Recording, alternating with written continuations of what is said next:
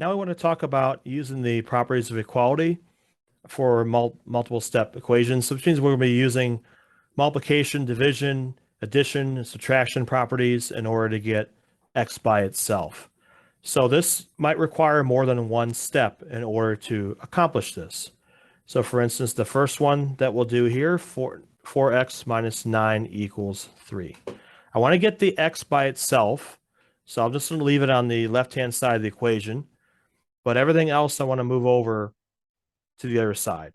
So this 9, I want to move that across the equal sign, or in other words, I want to get rid of it from the left-hand side here. The way we get rid of it is you're going to do the opposite operation, because negative 9 plus 9, that's going to add up to a 0.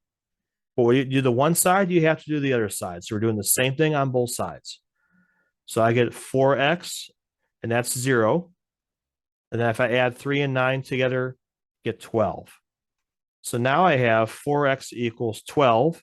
The next step would be to do opposite operation of multiplication would be division. So we're going to divide both sides by 4 here to get the answer x equals 3. So that required 2 steps.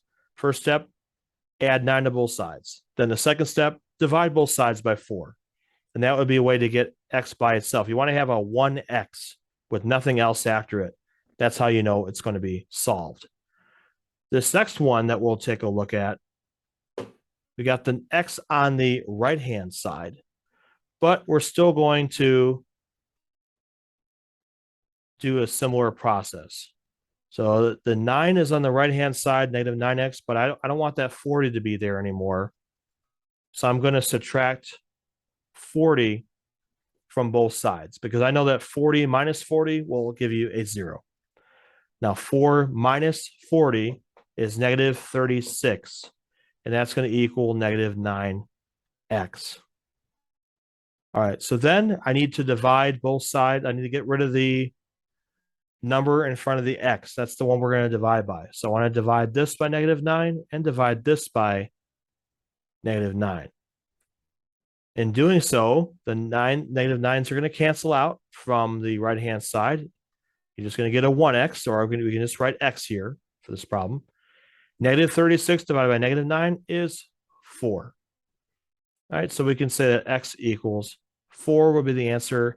If you want to check it, you can always put that number back into here for x, and then see if we get a 4 on the left-hand side. That's how you would check.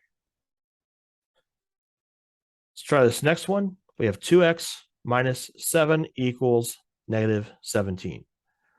I need to get the x by itself right here. So I'm going to add 7 to both sides, because I want the 7 to go away on the left-hand side. So negative 7 plus 7 adds up to a 0.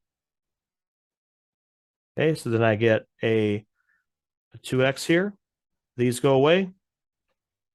And I have negative 17 plus 7, that's negative 10. So now the next step would be to do division. Okay, so 2x equals negative 10. Don't forget to do the negative here. And divide both sides by, this time, we're dividing both sides by 2, because I want that to be a 1x. So x equals negative 5, and that would be your answer.